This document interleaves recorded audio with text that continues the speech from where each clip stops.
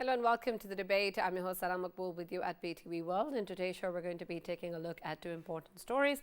The first is with regards to, of course, the developments that have taken place since the elections in India continue.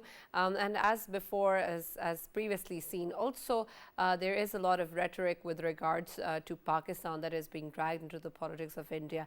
And the Foreign Office, of course, has taken notice of the statements that have been made with regards to claims that Indian leaders have made over Pakistan's Azad Jammu and Kashmir.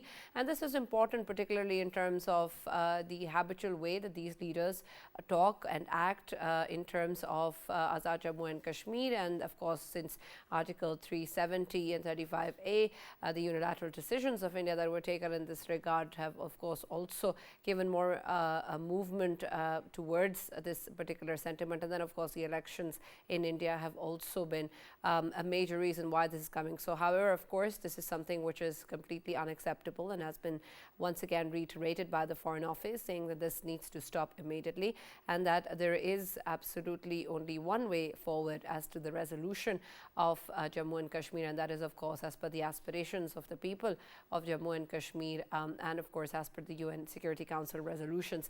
And so we're going to be taking a look at what this means in terms of the impact that this has, particularly in terms of the sentiment both within India and then in the region as well, and what it means for the politics then to affect the people in Kashmir as well. And so we're going to be taking a look at that too.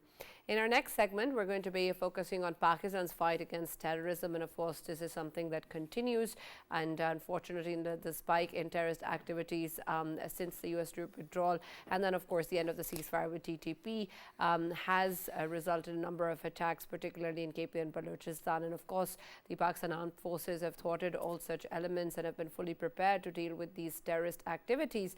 And as counterterrorism operations continue, we're going to be taking a look at Pakistan's fight against this menace and what exactly needs to be done with regards to the TTP and as to what sort of a force it is that we are dealing in, what is the enemy like, and of course the elements with regards to the TTP in terms of both Afghan Taliban and of course other regional elements including India. So we're going to be taking a look at what this means, particularly in the aftermath of the joint statement that was also given by the Iranian leadership that came in the country that called for such efforts to be there as well moving forward.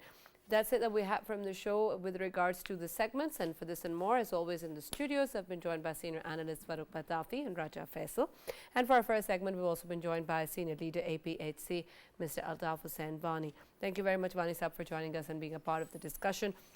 And I want to start, first of all, with you with regards to the way that we've seen the rhetoric coming in from India, giving statements about Azad Jammu and Kashmir, and the leaders of the different political parties have been mentioning that, most notably, of course, the BJP and the sitting ministers, including Defence and Foreign Affairs, who have given such statements with regards to the people of Azad Jammu and Kashmir. And when we take a look, of course, at the struggle of the people of Indian illegally occupied Jammu and Kashmir and the way that this issue unfortunately has seen decades of suffering. What exactly is your perspective on the way that we have seen this rhetoric take new momentum in light of the Indian elections underway? Thank you, Sana, for making me part of this debate. As we know that during the Indian elections, we have this election campaign in India.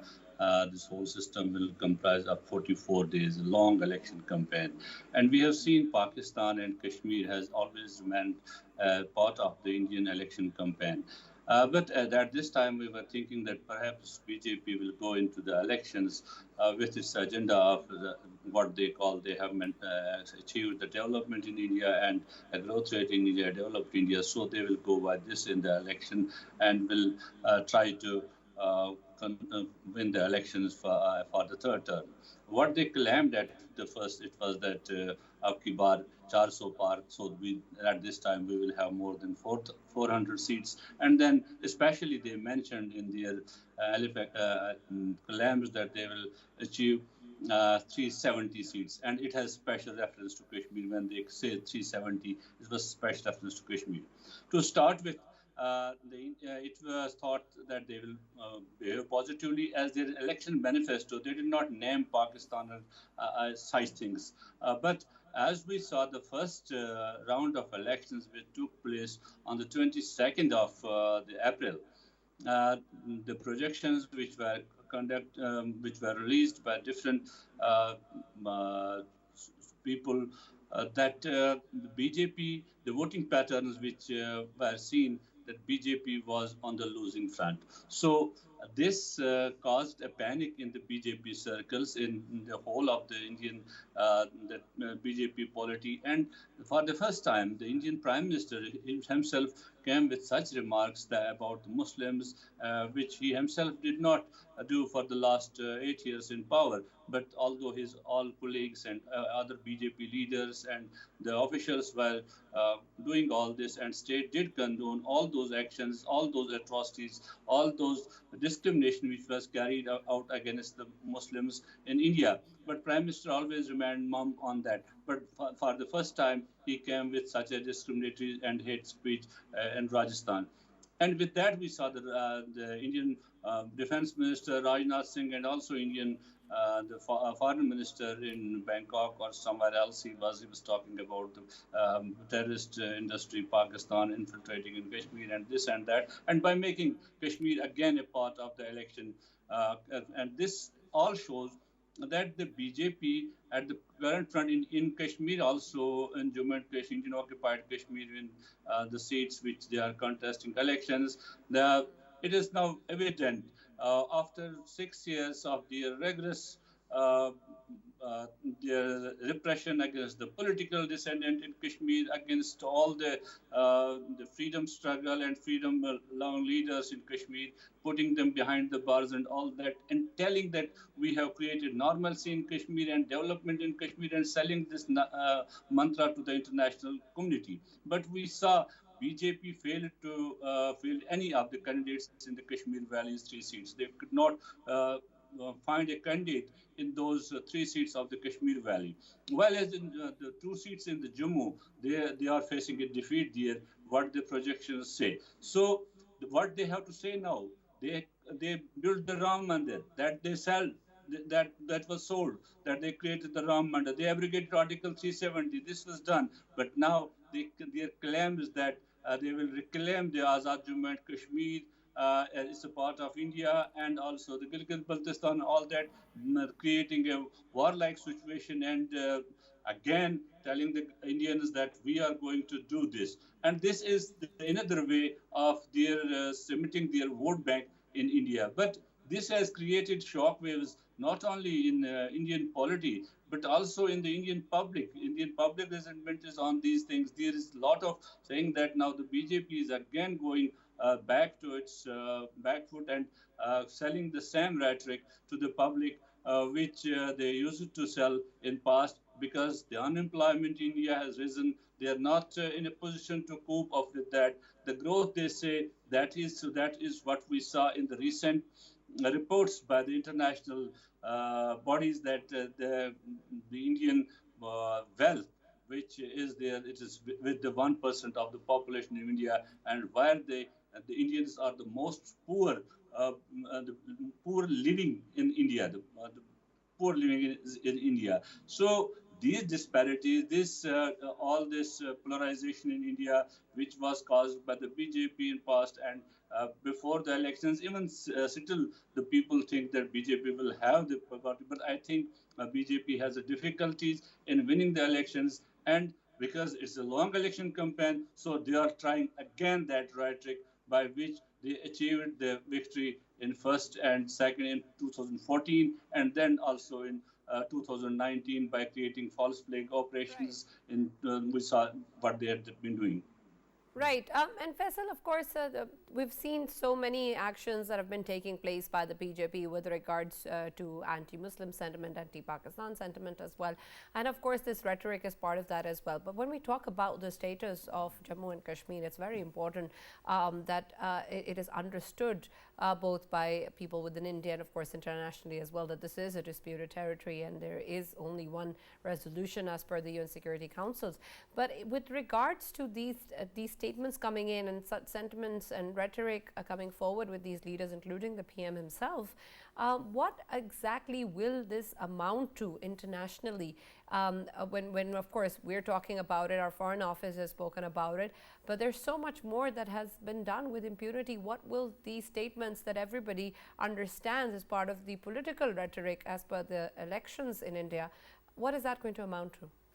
Yes, Anand, this is a very good question. And of course, when we talk about today's India and especially BJP is trying to explore each and every option, but they would, of course, not amount their efforts to one last resolve, and that is to talk about whatever they have done against the Khalistan movement. They have, of course, as they always say, ghar ke ghus ke marenge, and they have actually been infiltrating and intruding illegally in America, in Canada, in the Western world, in Australia, to execute or to punish the Khalistan movement leaders. And we have seen that they have been caught red-handedly.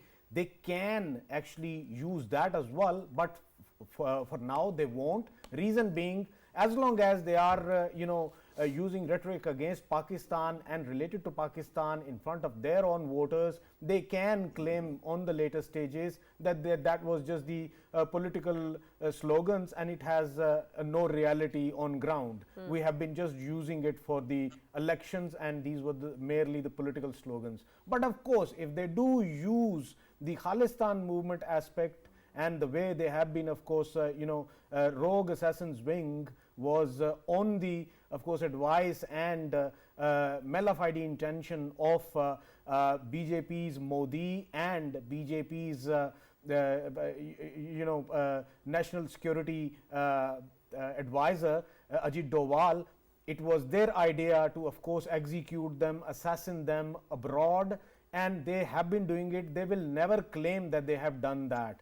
And yes, I mean, if it can be considered as the last resolve or last resort, they can go towards it, but internationally they would be having repercussions related to that. But as long as they're talking against Pakistan and Islam, Western world won't be bothered at all. We have seen that Islamophobia is at its peak in India, and Indian BJP ruling party and RSS, they use these slogans against Islam, these slogans against Pakistan to, of course, garner their support on ground, and that's what they have been doing in past. I would fully agree with Wani Saab when he says that previously, of course, whatever the options they had to talk about and they had to use in front of the people for asking for votes and seeking their support on ground, they have used.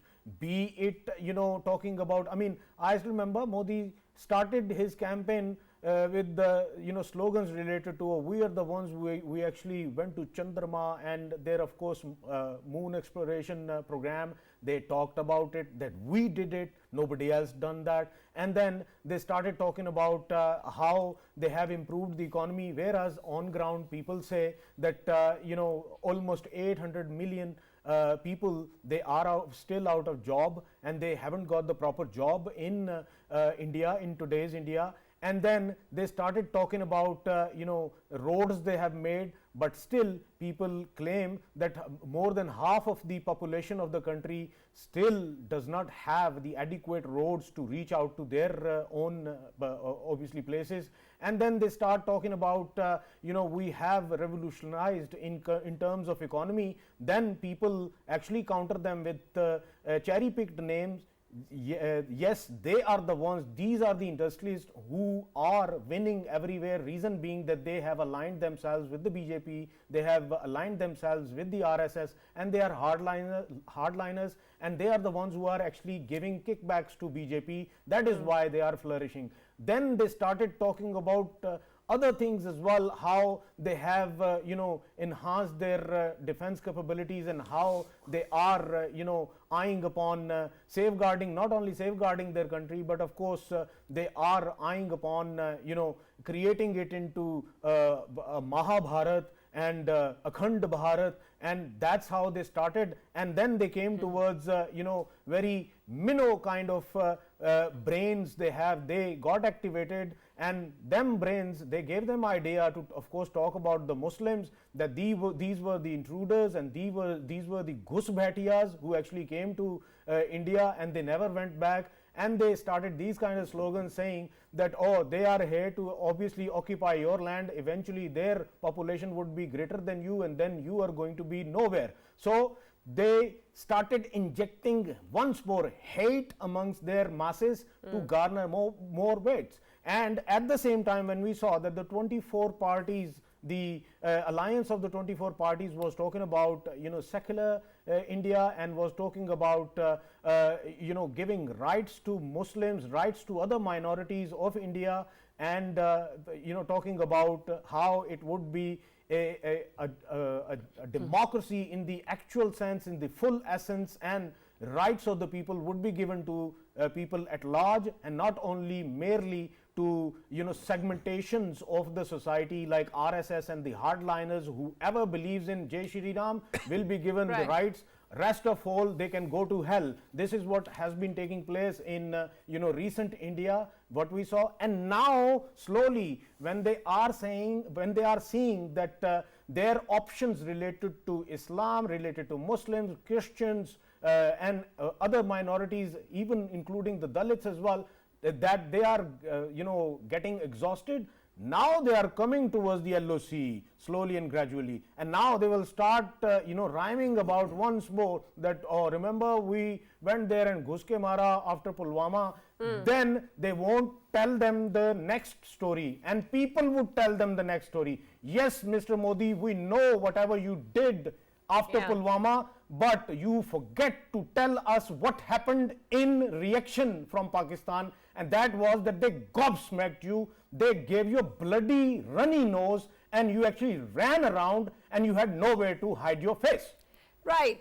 The important thing about, of course, all of this at the end still, Faisal, that boils down to is what's happening for the people of Kashmir.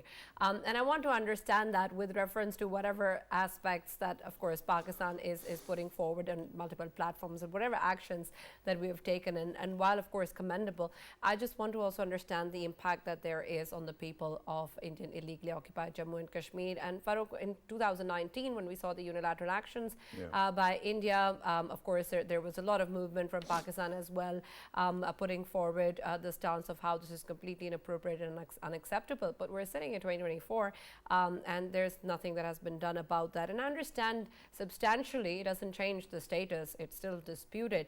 But in practice, does it not impact the way that India is dealing with the people of Indian illegally occupied Kashmir, the way they are able to claim this, the way they're even now claiming even elements of Azad Jammu and Kashmir, and the way that they're putting forward their own control or authority over the territory? Right, Sana, thank you very much for the question. Welcome back. Before starting this program, we were discussing some music. So there is a genre in music that is called breathless, where somebody who is singing actually tries to carry on speaking or singing as long as the breath allows it. So after the immaculate breathless performance of Raja Faisal, don't expect me to actually have the same kind of performance, because Maybe I have you're a different genre of music. no, Classical. Maybe we'll my humble summation is I have a splitting headache. So, and when he was getting loud, I was about to say, please, brother, tone it down. Modi is not sitting here. We are. But regarding what you asked, and I wanted to actually comment also on what Vani Saab said. Vani Saab, Assalamu alaikum. Good to see you after quite some time. Regarding what Vani Saab said, more or less I agree with his understanding of politics, Sana. But with one caveat, and that is he earlier said that by far Modi's party is losing. So at this moment we don't have any visibility on that, because the votes wherever, today was the second round, the first was on 19th of April. So far the votes are logged into the EVMs, so we have zero visibility. So what we have is based on two things. One, decline in the voter turnout. That was there on 19th, and it has continued today. And the second one is, of course, conjecture. A lot of people are assuming that Modi is losing, but we don't clearly know what exactly is happening. Of course, the tones suggest, and the confusion on the BJP side suggests that something has changed, and they must have better intelligence than we do, right? You and I don't mean the country, but you know, he's the ruler and has been in control for 10 years. Now, and by the way, I kind of agree with what Faisal was saying also, but I'm going to actually build my argument from the other side. Because I've been, you know, studying Indian elections for quite some time, and I study Indian society very closely. It is very difficult to actually study a people this closely and not to fall in love with a common man, right, or common people. So what I've been actually following is that to his credit, not Advani, Modi actually started with an aspirational pitch. As was pointed out, his manifesto, which is called Modi Ki Guarantee, does not speak of Pakistan or China. They speak about taking the region along, and they talk about making India Viksit Bharat, and that is developed India, in the year 2047. That at that time, Modi ji, if he is alive, would be 120. So really an aspirational feat of miracle, right? But when you talk about the whole situation, something seems to have changed. This time they were not relying on externalizing their problems like they did in 2019. This time they were not banking on, you know, creating some kind of internal violence like there was in 2013, just before the Indian election in 14, that was Muzaffarnagar. But there seems to be some kind of decline in the votes, and some intelligence must have suggested that there is something awry. So what they did was they actually resorted to coming back to the old techniques. But if you actually follow today's turnout, you realize that that is not working either. I think Indian people have had it with the idea of hatred, infinite or unlimited hatred. And they, of course, in the end, everybody says that I have a stomach, I have a mouth, and I have many mouths to feed. And where are the jobs that you kept on promising? Where is, what exactly is going on with this inflation that seems to actually stifle so much progress on individual level? So after that, what happens? They are going to actually, once again, try to rake up the old fault lines within the country. And they are going to actually talk about external conflicts as well. The problem with the, you know, the follower, typical follower of BJP is that it is they are called, by the way, bhakts, right? Devotees. So what is wrong with devotees or bhakts for that matter? It seems that their brain is addled with Bollywood propaganda. So when that happens, what kind of culture they are going to project? What they like is, you know, the projection of chest thumping, you know, toxic masculinity.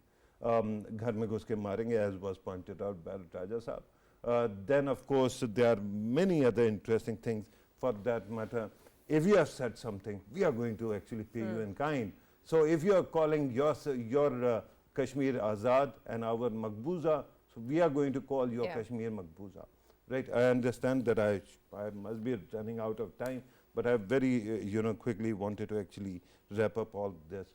You know, recently there was a campaign ad by Modi's campaign, and that was about Ukraine war. And a girl who's returning from there tells her father, Modi ji ne war rukwa di papa, hamari bus nikalwane ke liye. Yeah. So the idea, just think, here's, you know, the image that my mind conjured up was, you know, 10 commandments with the split, the ocean, you know, to actually let the Bani Israel pass. So Modi ji actually stood and did his magic and Wow. stopped both sides or froze them in time, like Doctor Strange. And then their kids went home, and then everything resumed. So with that kind of projection, this is the biggest problem that we are dealing. That all the knowledge around India is now wilting because there is such an approach to knowledge, information, and projection. Right. But does that mean it is going to have any negative impact on Kashmir's status? Of course, they have done whatever they did, but at the start, Modi ji went to Kashmir and promised that he is going to restore the statehood of Kashmir. So I don't think in the long run it is going to have an impact at all, because we know that now they want to go to the UNSC. So before that, they want to actually woo China and Pakistan. But right now, they are going to use whatever comes their way. I hope that it isn't any skirmish like Balakot. I hope it isn't anything like Muzaffarnagar. But they will try whatever way possible to win the election. Will they win? I seriously have started doubting it. Okay, Bani Saab, with reference to, of course, the struggle of the people of Kashmir, I understand how difficult and frustrating it can be in terms of what we keep on hearing from India, and of course the way that these statements have also been coming in on the actions of the BJP and the rest. But I want to understand then, in terms of the way that the struggle is continuing, and the way, of course, that the resolution and the resolve of the people of Kashmir is the same, or perhaps even more than before. I want to know what it is that you, as a leader of the APHC, are finding hope in. Where exactly are you looking in terms of things improving, of things getting better, of things actually making a change? You see, there's one can't say what way the things will move. What is in the people of Kashmir in these elections? The time will tell how the people of Kashmir will navigate all these things and how will they go through. But to my satisfaction, it is that till date, the repression on the part of India and the warfare they enacted in Kashmir, and along with the military repression, the people of Kashmir are still resisting, though in patches, but there is a will in the people of Kashmir. There was a little room for them on the day of Eid. When there was room for them, they celebrated Eid with the people of Pakistan, but paid the price for that also. But they were ready to pay that price. This shows that people of Kashmir have not surrendered to the Indian government. They have not even budged an inch in their determination for their rights. But yes, the way the Indian government is dealing with the way each and every house is and person is being profiled in Kashmir. And yesterday I saw India has created, Indian agencies have created a disinfo lab, counter disinfo lab, what they say. And they have profiled, they have made a huge threat on me that this man is there, he is from this place and living there, and is creating disinformation against India and creating problems for India and all that. And this is also, that's how they silence the voices in Kashmir. They have silenced all the political leadership of Kashmir. They are in jail.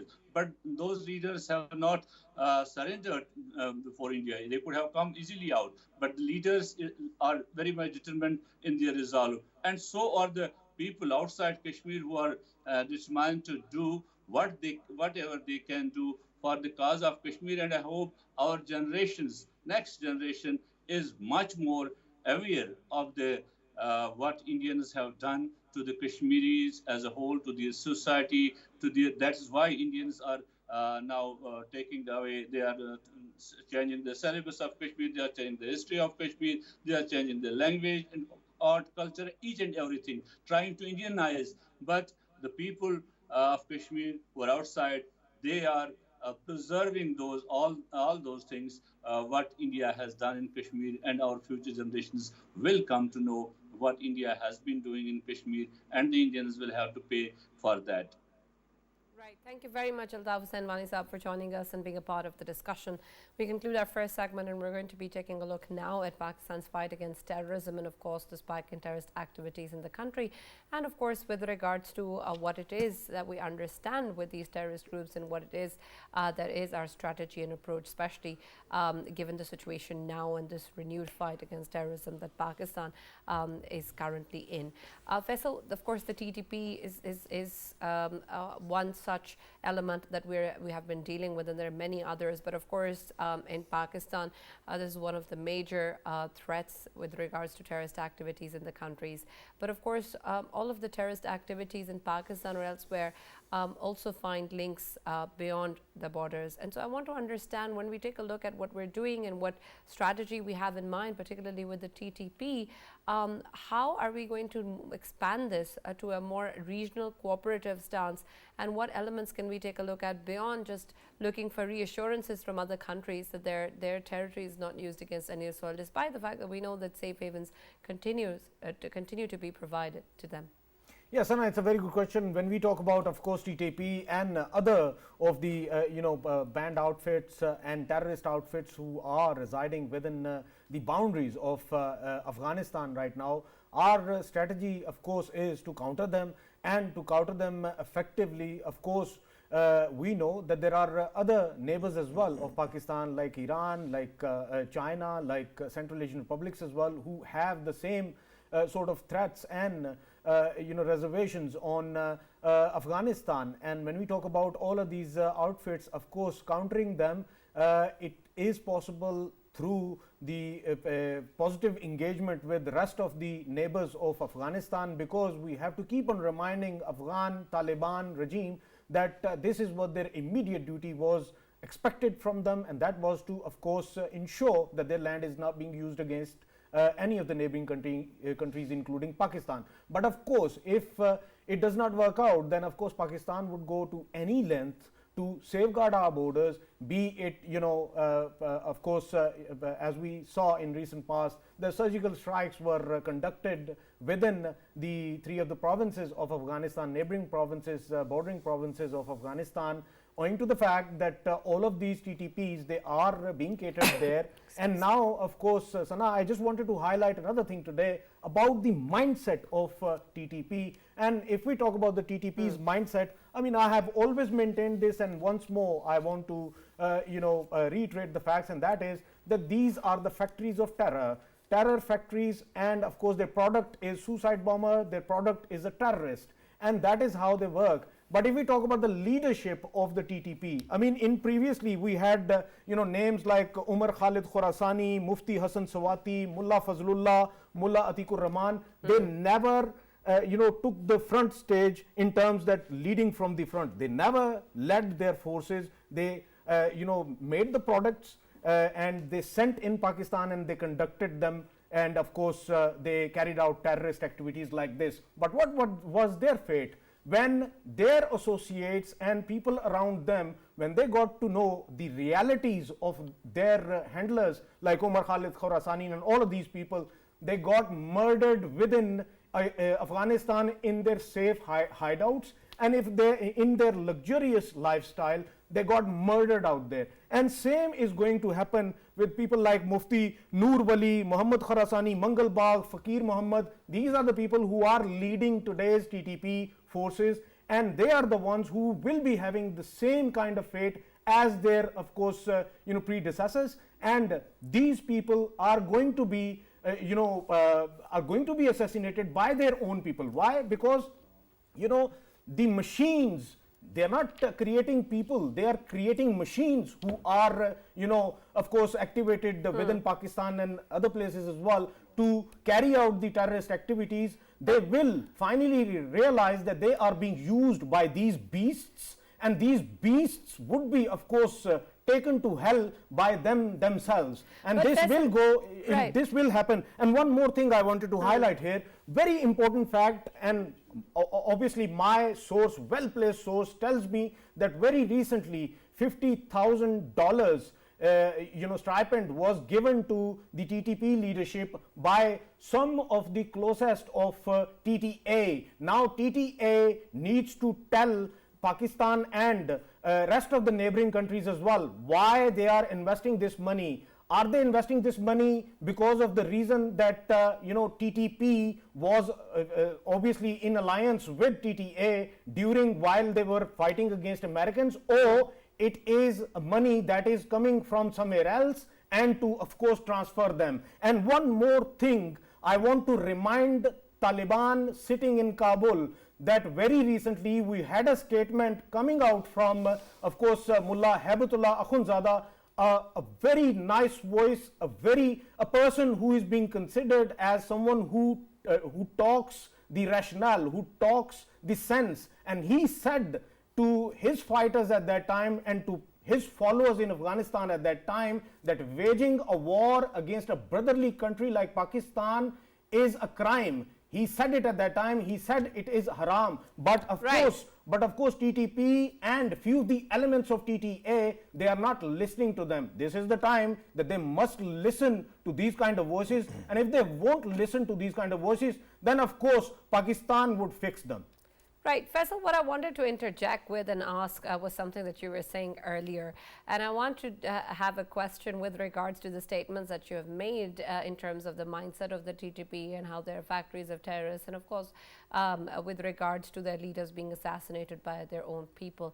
I want to understand, is any of this knowledge new, and whether or not this changes or guides in any way what we are going to do about this threat. How is this helping us? Well, obviously, when we talk about these people getting murdered in Afghanistan, within Afghanistan they got murdered, and within Afghanistan, of course, the elements that were involved in it, they were part and parcel of TTP at that time. So that's how, of course, through sources we came to know about it. And same is the case with the the current leadership as well. They are having the threats from within TTP because they have many of the factions.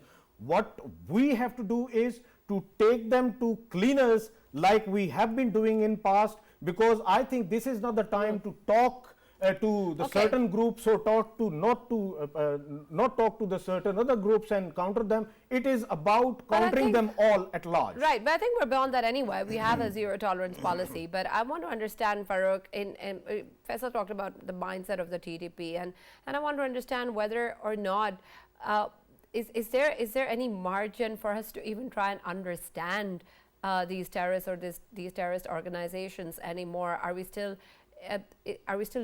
looking for understanding them, or thinking about what mindset there is, or what sort of action point it is that they're going to do? Understand knowing your enemy in terms of putting forward a stance, but haven't we actually established that there will be no tolerance, and this is what is acceptable and what is not? I think that is a fair question, and to answer that question, one has to actually say that of course we know who they are. Of course, we know how their mind works, their minds work, and I'm going to deconstruct some of that as well, just in next few lines. But before that, let me actually point out that all these nuances, and Faisal was gracious in accepting that TTP has this kind of toxic worldview. My humble summation is any attempt to actually separate this group from that group, the good Taliban, the bad Taliban, the Khurasani group and that group and this group, right? That runs the risk of actually creating nuances, distinctions without a difference. And why? Because to me, and I have been most consistent in this regard, even before Afghan Taliban took over Afghanistan, and there's a saying in Punjab, in English by the way, Natha Singh and Prem Singh, one and same thing, right? The point is that they actually are selling the same kind of ideology. What is that ideology? It is a kind of perversion of what Islam teaches. Of course, Islam allows for jihad, but then all of a sudden, unprovoked attacks were also somehow, construed by these groups, from Al-Qaeda to Taliban to TTP to Daesh, everyone, that you can attack without being provoked, right? And after that, they came another perversion or tweak that you can attack or allow civilians to die in the attacks as well. Your own core religionists, right? Why? Because there is going to be some kind of, collateral damage, or for that matter, there are people whose takfir is possible. So that actually creates a problem for Muslims all over the world, because in the past 25 years, since the war on terror began, most of the people who died were not non-Muslims, right? I'm not saying killing non-Muslims is right. I'm only telling you that the biggest toll was paid by the Muslim societies because of these people, right? And there, the biggest question is, where is our response? And I'm not talking about violence, violent response. Sana, we know that we have been fighting all kind of elements for quite some time. The question is regarding a counter narrative. Another very dangerous tweak, suicide bombing. In Islam, suicide is haram, totally, blanket, unconditionally, right? There was an event where somebody was fighting in a war, and somebody praised that person to the Prophet, and he said, I wish I could save him from the hellfire. And then that person, because he was injured, committed suicide. And the point is that Islam is saying unconditionally it is banned. How can suicide bombing be allowed? Yeah. And it took you 15 years to build consensus around that among the ulama. Yeah. Right? If you are lacking in this kind of basic common sense, what am I going to do? And regarding Taliban's takeover of Afghanistan, this is my concern. Faisal keeps on talking about 3 provinces. The problem with any power that is by nature not inclusive as a democracy or a government is that when it comes to power, it might be able to rule the country, but it cannot stamp out any ungoverned spaces. So what happens? Those ungoverned spaces are going to be used by whatever element possible. Then what you do? If you cannot fight it, join them. And this is what has been happening. ETIM, before your eyes, and IMU have merged into TIP, right? And TTP has been attacking, and they have this interchangeable, approach. Sometimes a shot is taken by TTP, sometimes by ISKP, but they are using the same ideology, same philosophy. So should I create any kind of exemption here? Should I say that, okay, this is a good person, that is a bad person? Because if that happens, all these so-called good people can be used against you tomorrow or day after tomorrow. And this is the story today we are talking about. This amount that Faisal spoke about comes from TTA, the so-called good Taliban. That means at least now you're conceding that among the good Taliban, there are certain bad Taliban as well. Right. Tomorrow you're going to accept what I've been saying all along. Don't trust any of them. Absolutely. Thank you, Farouk. Thank you, Faisal, for joining us in the debate as always. And of course, our fight against terrorism continues, and we'll of course be putting forward whatever aspects that are needed in terms of supporting the struggle of the people of Kashmir as well. But that's all that we have from the debate, and we'll now see you on Monday. Thanks for reminding me.